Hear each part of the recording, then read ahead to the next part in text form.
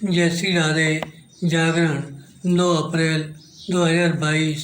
दागी जनप्रतिनिधि। गति 80 शब्द प्रति मिनट। प्रारंभ करें। यह संतोषजनक तो है कि सुप्रीम कोर्ट ने सांसदों और विधायकों के खिलाफ लंबित आपराधिक मामलों को तेजी से निपटाने की मांग वाली याचिका स्वीकार कर ली, लेकिन बात तब बनेगी जब ऐसे कोई निर्देश दिए जाएंगे जिससे ऐसे मामलों का निस्तारण एक तय अवधि में हो सके। विराम। यह इसलिए आवश्यक है क्योंकि दागी छवि वाले जनप्रतिनिधियों की संख्या बढ़ती जा रही है। विराम। यह इसलिए बढ़ रही है क्योंकि राजनीतिक दल आपराधिक इतिहास वालों को चुनाव मैदान में उतारने का कोई न कोई बहाना खोज ही लेते हैं। उन पर निर्वाचन आयोग के इस निर्देश का कोई असर नहीं पड़ा कि उन्हें यह बताना होगा कि उन्होंने आपराधिक छवि वालों को प्रत्याशी क्यों बनाया। इस सवाल पर राजनीतिक दल यही जवाब देकर कर्तव्य की इतिश्री कर लेते हैं कि ऐसे प्रत्याशी चुनाव जीतने की क्षमता रखते हैं। विराम। निर्वाचन आयोग इस जवाब के आगे इसलिए बेबस हो जाता है क्योंकि उसके पास यह अधिकार ही नहीं कि वह आपराधिक इतिहास वालों को चुनाव लड़ने से रोक सके।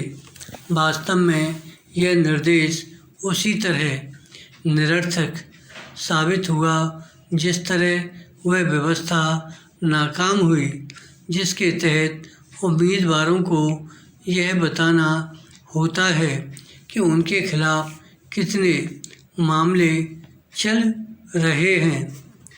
यह एक यथार्थ है कि औसत मतदाता इस तरह के विवरण पर गौर नहीं करता। इसका एक कारण यह है कि दागी नेता यह प्रचार करते रहते हैं कि उन्हें गलत तरीके से फंसाया गया। विराम। बेहतर हो कि सुप्रीम कोर्ट यह समझे कि ऐसे कागजी निर्देश किसी काम के नहीं। विराम। दागी छवि वाले जनप्रतिनिधियों की बढ़ती संख्या इन निर्देशों की निरर्थकता को ही बयान करती है। विराम। पैरा।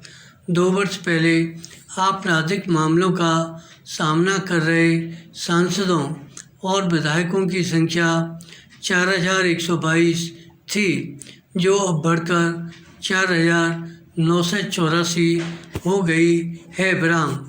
ऐसा तब हुआ है जब बीते 4 वर्षों में 2775 मामलों का निपटारा किया जा चुका है।